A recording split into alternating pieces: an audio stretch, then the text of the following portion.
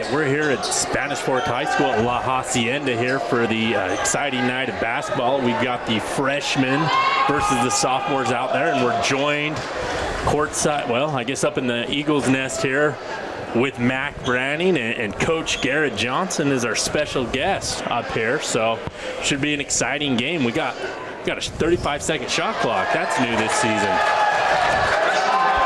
Yeah, it is. I'm excited about it.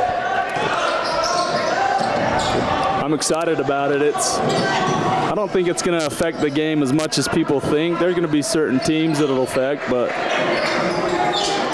we used it during the summer, and it was good. It was good for us to learn and get better. So I'm excited about the shot clock. Seemed like most teams were getting a shot within 35 seconds. The teams that would have hurt was maybe Craig Drulery over in Provo. Back in the day, they tried to get 2 shots off the quarter at a maximum. I remember playing Provo, and it was 34 to 33 type of game, and I always hated playing Provo because they like the stall. So yeah, there's not going to be a lot of that anymore. I think it'll be good for the game. So. Yeah, great. So tell us, so you guys are, first game is Woods Cross here. Also got Payson on the schedule. Tell us how you feel about your non-region schedule this season. Yeah, I'm pretty excited about our non-region schedule. We had a game open up, and I reached out to all the coaches, and Woods Cross was one of the first ones that reached out to play us, and I was really excited about it because they had a great season last year.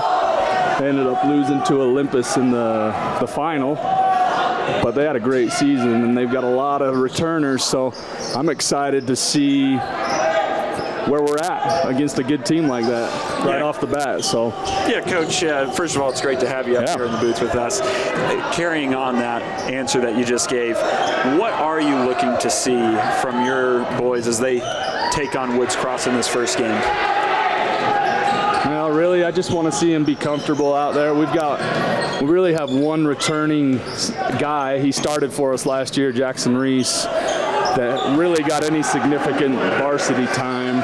Everyone else really didn't play a whole lot. We had a couple of guys get in here and there, but I just want them to be comfortable, just go play their game. We've got some talented kids, but just getting that comfort level with being on the varsity, the varsity stage. Those first couple of games is important to me. Yeah, I'm looking at the roster. The only other one that really played that I can remember might have been Kobe Healy in stretches. Yeah, he got in some of the early games, towards the end of games when we were up big. But really, other than that, we didn't have a lot of guys contribute on the varsity level. I'm excited about Aaron Dunn. He's a sophomore, young, big kid. Really good in the post, can shoot the ball. So, we've got a lot of weapons. It's just seeing what they can do on the varsity floor. So, if I'm not mistaken, Aaron Dunn has some Division I football scholarships or opportunities. I know that BYU has offered him, and Baylor. I don't know if anyone else has. I need to get my Utes on board and get them to go and offer him. But, yeah, he's a stud. He's going to be a big part of what we are trying to do this year. So. And just a sophomore, so you get 3 years to work with him. Yep, I'm excited about that too. And so a lot of these kids played JV. Was there a lot of success at the JV level last year?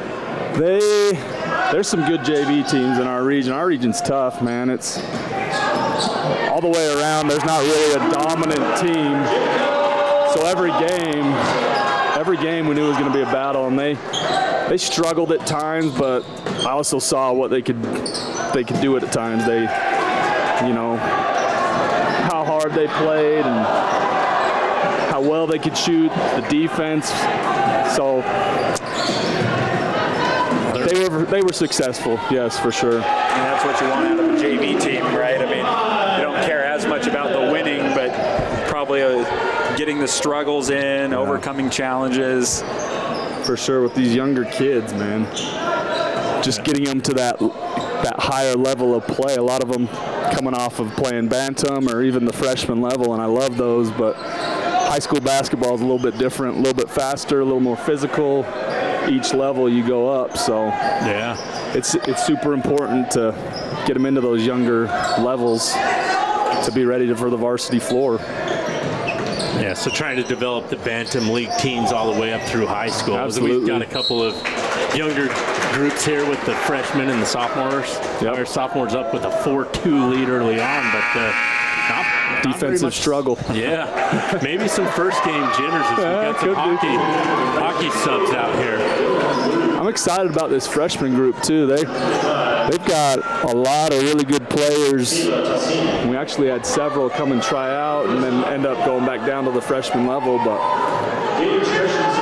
we've got some good teams coming up in the next few years to go along with our, the guys that we already have here at the school. So, Coach, when you look at freshmen, is there one thing above anything else that you want every freshman to have, possess or a skill? I mean, my biggest thing is I'm a defensive guy. I want us to get after it on defense. We're going to pressure people. We're going to make it hard for them. So if I had to say one thing, I would say you need to be able to play hard-nosed defense. Offense will come. You get your offense off of your defense if you can get stops and make it difficult for the other team. So, but when anyone comes and asks me what can I work on, it's not a great answer, but I always say, hey, you got to work on your all-around game because, that's what they need. It's never a wrong answer. Right. But they just want to work on their threes, right? They watch all Steph Curry and golly, who are unbelievable, but there's only so many people on the earth that can step back and shoot a three off balance. High school basketball, to me at least, is so much different. Whoever's going to score, it sounds stupid, but who's going to score the easiest baskets most of the time is going to win. So I preach layups, I preach mid-range. I know a lot of coaches don't like that. We've got a lot of good shooters that can shoot threes, but if we can get a layup, I'll take a layup. As a 6-2 game, still defensive battle is both teams maybe have some nerves out there. First game of this. Yeah, and this is probably a great experience for these kids to get out here in front of a little bit of a crowd. We got some later games going on. Yeah. The police is going to scrimmage, and we did that game last year. That was a lot of fun. Yeah, it's something that Coach Kunzler, Ryan Kunzler, when he was here, he started with the police. It's been a pretty fun tradition. They come out and they've got their antics, Last year they arrested one of our players and had him in cuffs. He was trying to play with cuffs on. They wrote a ticket one year to someone, so it's fun. They come and ham it up a little bit, but it's good experience for our kids too to play against. We got some good police officers that can actually play. So they could have arrested. They could have arrested someone a minute ago. We had a shot clock violation. How about that? Only a few minutes in. And I asked the freshman coach if he wanted to play with it, and they got to get used to it. So they're playing at all levels with the shot clock. Freshmen aren't playing with it this year, but all other levels, sophomore through varsity, are going to play with it. And that's got to be something I'm curious to see how many shot clock malfunctions, if that kind of disrupts the game, because it's going to be the first year that you guys are operating it. Have you practiced that, or leaving that up to somebody else? No, during practice, we got a couple of great managers that have been able to come and run a shot clock for us, and the varsity has been fine. We've been able to get our shots off with plenty of time left, but we've run the JV down 3 or 4 times, so it's just something they're going to have to get used to. Those younger levels didn't play with it during the summer. Most of the varsity tournaments and stuff we went to had the shot clock, so they're a little more used to it than the younger teams. So do you guys have any team goals that you want to accomplish this season? Absolutely. We always have different goals that we want to accomplish.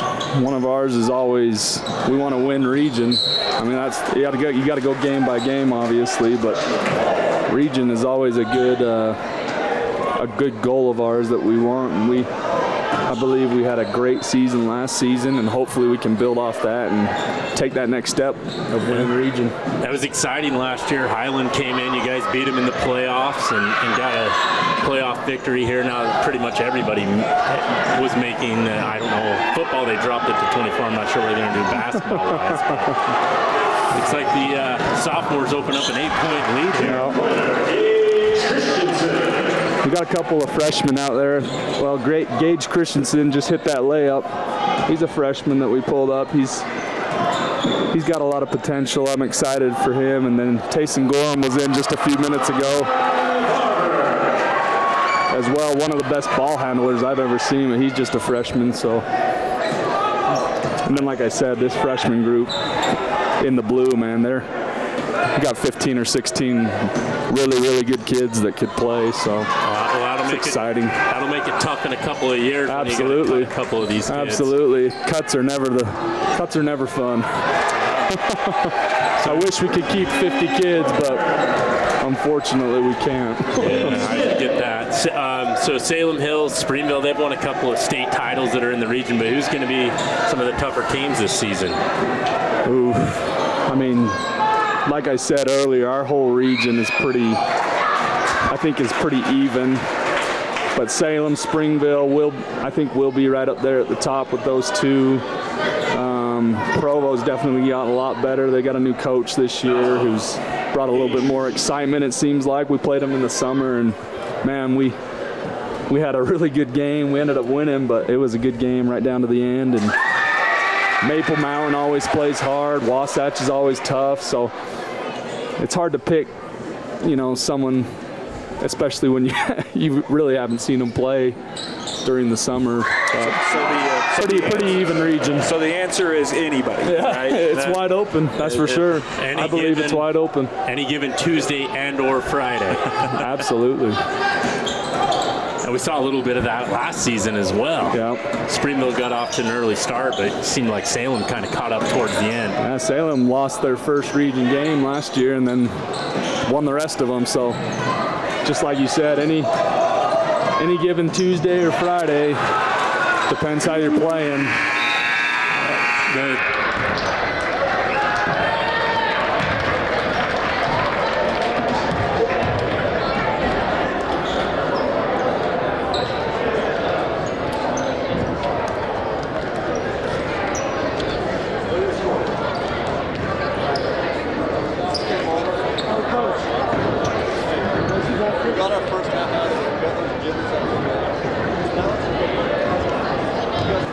All right, we're back here with Coach Johnson. Second half here as the sophomores are leading the freshmen 15-6. Offense has started to get going a little bit there at the end of the first half. We were sitting at 4-2 for the first 5 minutes or so. Yeah, I think you're right. There was some first game jitters. That's a good thing about this night, too. They can get some of those out before they play Woods Cross on Tuesday. And so the format is still sophomore JV games before the varsity. It's been a few years since I've been in high school. Yeah, so sophomores usually play first, at least in preseason, then JV, and then varsity. Once we get to region, they actually switched it to JV plays first. Sophomores will be the second game, and then varsity finishes up at 7. And last year they'd have even, we got a little bit of a travel, but good call, Matty Ice. But last year they actually had the girls' game before the varsity games in region, and that brought a little bit of excitement. A few kids might have been there a little bit earlier, and it seemed like that presented a good environment for the start of the game. Hopefully we get some students showing up to the games a little bit more and more. It seems like the attendance year over year just drops. Yeah, it's great. It was great last year to have students back with that 2020 COVID season. We were able to play, but we had hardly anyone in the stands. It was weird, but it was good to have fans back in and pack this place. It was exciting. The girls, like you said, played before us in the main gym. They started doing that last year, and it's been awesome to have the fans show up for that game and then stick around for ours afterwards. So hopefully that can continue. Shout out to the Lady Dons. And Coach, in our brief break there, you mentioned that you love this gym. When you say that, what are some of the things that come to mind? Well, I got a lot of memories in this gym. I actually played for Spanish Fork from 2005 to 2007. We had Not that long ago. Not that long ago, no. And we, my senior year, we had a pretty dang good team. This place would be packed. There'd people standing along the walls, and we beat Lone Peak our first region game. They were ranked nationally. I think they were 11th or something like that. We beat them by a point in double overtime, and this place was rocking. So, I mean, just a lot of really good memories in here. That highlight is still on YouTube because Alan Huff, who's out sick tonight, has definitely showed me that clip 100 times just because he thinks that was his moment in the sun, I guess. I don't know, but it was a he had a pretty clip. good call. He did have a good call on that, and that was a great game, great team that year. Yeah, it was fun. We had a couple really good years, but that senior year of mine, man, we ended up losing to Riverton in the Final Four, and wish we could have got over the hump and beat them because it would have been another rematch with Lone Peak, and we were really the only team that year that could play with them. We beat them here and then lost at their place by about 5, and so Riverton ended up losing by about 20. At least it would have been a good game. Who knows if we would have won, but we would have given them a game. Yeah, ironic, we beat Riverton earlier in the year too, so any given Tuesday or Friday, right? Yeah, I went to Springville. I'm a little bit older than you. I went to the Roger Reed basketball camp here, but one of my first memories of coming to a game here was I think somebody let off a bunch of pigeons when we used to throw stuff at each other. I probably shouldn't say anything. I don't want to give kids any ideas, but those were some wild games against Spanish Fork in the 90s. So. We always had some good matchups with Springville and Payson. Springville now back in our region is awesome. Payson's not in our region. Hopefully we can get them back. I'm hoping we can get them back in the next few years because it's fun to play those type of games. I mean, obviously we've got Maple Mountain and Salem now, who's big rivals, but I still see Springville and Payson as the rivals, so I'm glad we could schedule Payson in our preseason. They're always fun to play against and tough. So yeah, traditionally a great basketball program over there as absolutely, well. Absolutely, yeah. They're always tough. They've always played great defense. So my head coach in high school was from Payson, Mark Bailey. Shout out to Mark. He ended up helping over in Salem for a while, and when they won their state title, he was an assistant on that staff. So he's one of the big reasons I decided to get into coaching. And he's a Payson Lion, so they know how to do it over there. That's for sure. We got our first time out here. The sophomores leading the freshmen 22-8, but. Yeah, it's I'm an underdog guy. I was hoping the freshmen would figure out a way to win it. They've fought hard, but this freshman team, they're going to have a good season. I'm excited about it. So for the freshmen, do they play just the junior highs in the Nebo School District, or how's that work? Yeah, so we've only got 5 junior highs in Nebo, and so they'll play everyone twice, and then we're able to schedule preseason games, but it's become harder and harder because there's certain stipulations and rules that you have to follow, so we can't play Provo or a Timpview like we used to be able to, and different things. So they'll only play about 10 games total once they get through their end of season tournament. But it's fun, man. Salem, Springville, Mapleton, and then Payson, they've got their junior highs that we play against, so it's always a good time. I actually coached the freshmen for 4 years, so I love, like I said, man, I love freshman ball. It's fun. I coach over at the junior high as well, so that's exciting that you have the opportunity to mold the future. That's right. Shout out to the Lobo student section up there. They get it rocking up in that place. It's fun to have all them kids come out, so keep that up. Now, Coach, with the season coming up soon, the practices that you've had, What are you typically focusing in on? I mean, obviously, I know there's some things you don't want to share with everyone, but in general, what are you working on this early in the season to get these guys warmed up for the start of the year? I mean, we do several things in practice every day, some defensive things. So obviously I want to have our defense where it needs to be, because like I mentioned earlier, I'm a defensive guy. If we can play good defense, hopefully that leads to some easy buckets on the other end for us. I'll take a fast break layup over having to set up a half-court offense any day. So,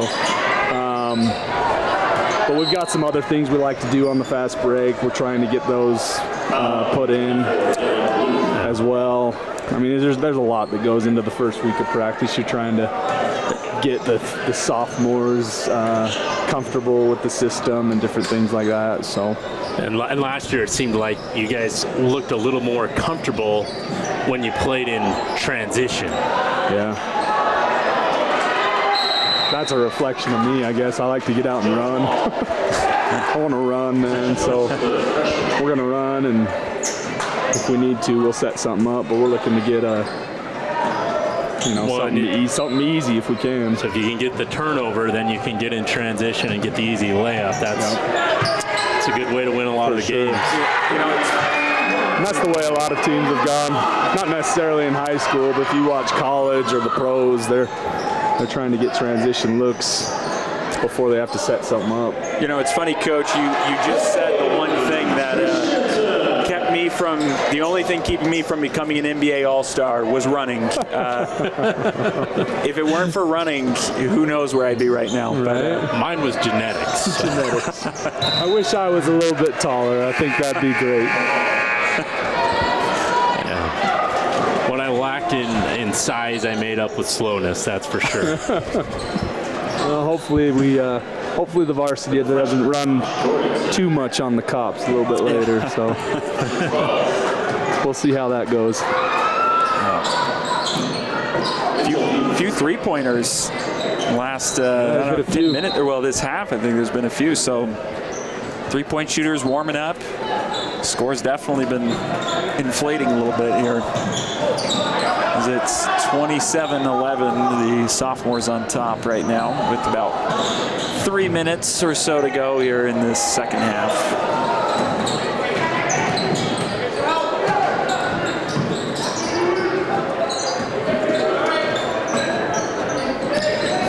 So do you get, we've talked about how this is, second to last season here at this gym. Do you get to design what the new gym's going to look like and the floor and all that? Or I talked to Principal Christensen, and I hope I get a little bit of a say, because I would love to help with that. But I know whatever is decided on by Matt Christensen, that he'll make it look good. He's got some good taste.